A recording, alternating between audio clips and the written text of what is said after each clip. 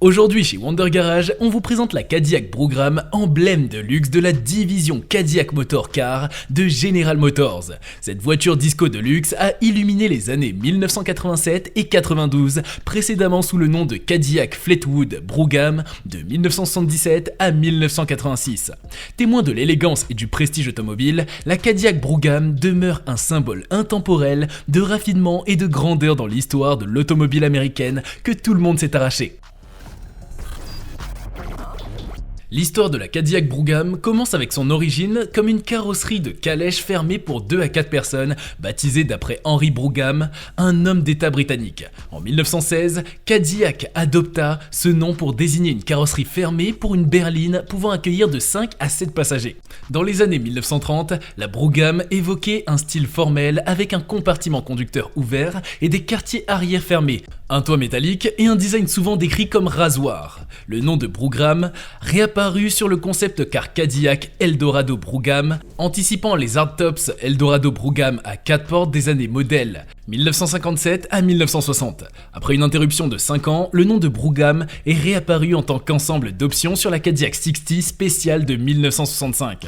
Ce n'est qu'en 1987 que le nom distinctif Brougham est devenu un modèle spécifique, abandonnant le terme Fleetwood.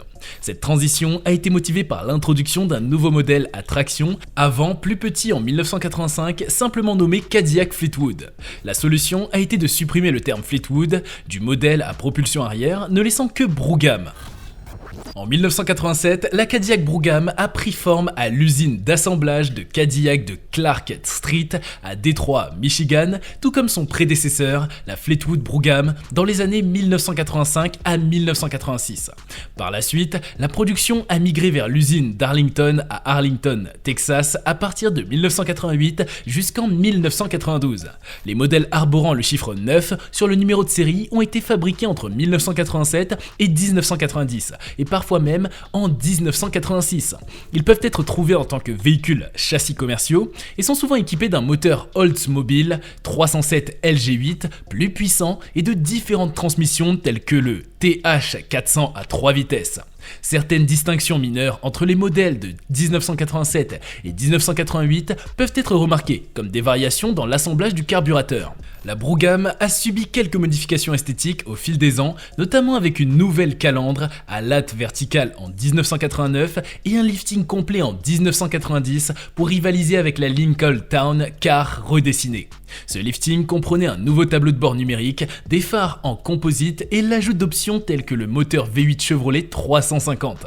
En termes de sécurité, les ceintures de sécurité avant montées sur les portes sont devenues standards en 1990 pour se conformer aux normes fédérales. En 1991, les moteurs ont été mis à jour avec l'introduction d'un V8 injection Chevrolet de 170 chevaux pour le modèle de base, tandis que le 350 Chevrolet offrait 185 chevaux en option.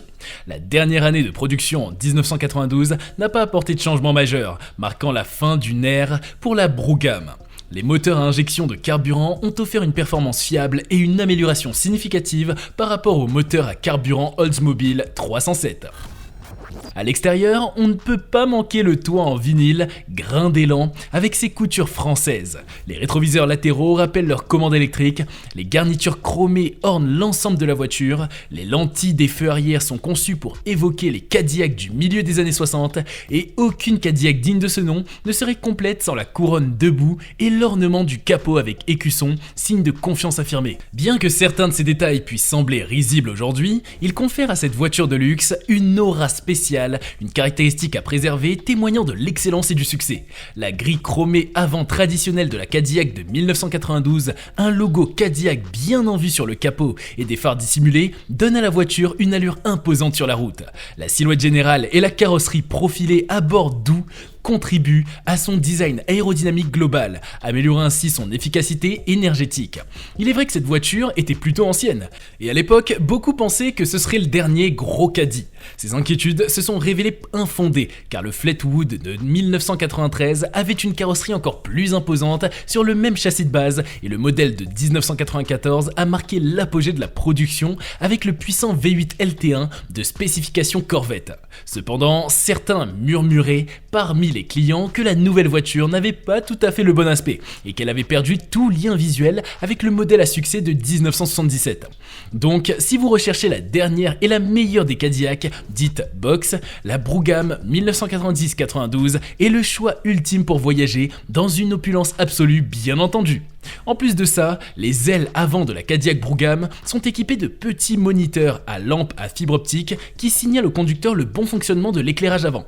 De même, un second ensemble de clignotants visibles dans le rétroviseur remplit la même fonction pour les feux arrière. Intérieur de la Cadillac Fleetwood de 1992.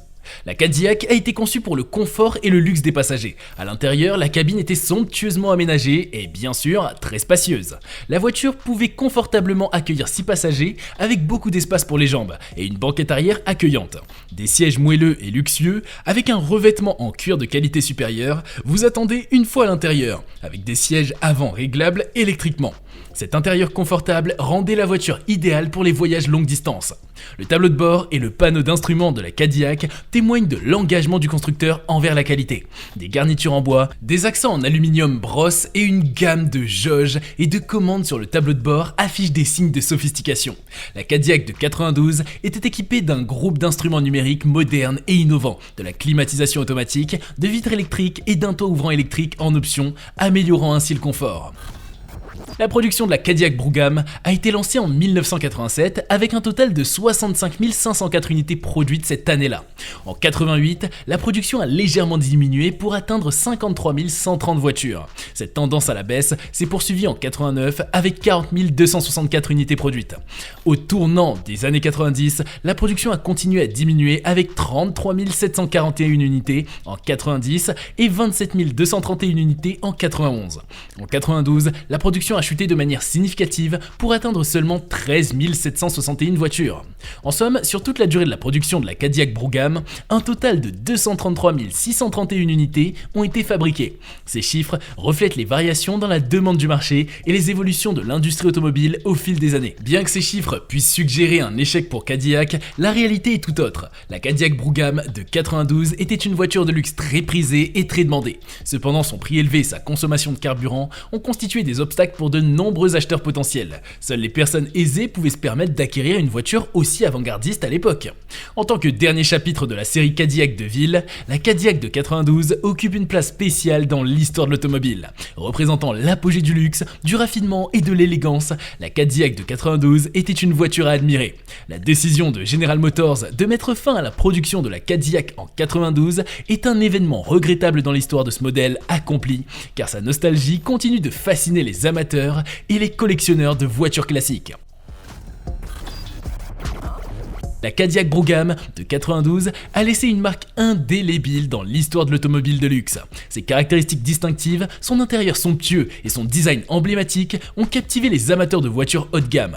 Malgré des chiffres de production relativement modestes et une courte production, elle demeure une icône incarnant l'opulence et le prestige. Son héritage perdure, témoignant de son statut de pionnière dans le domaine du luxe automobile.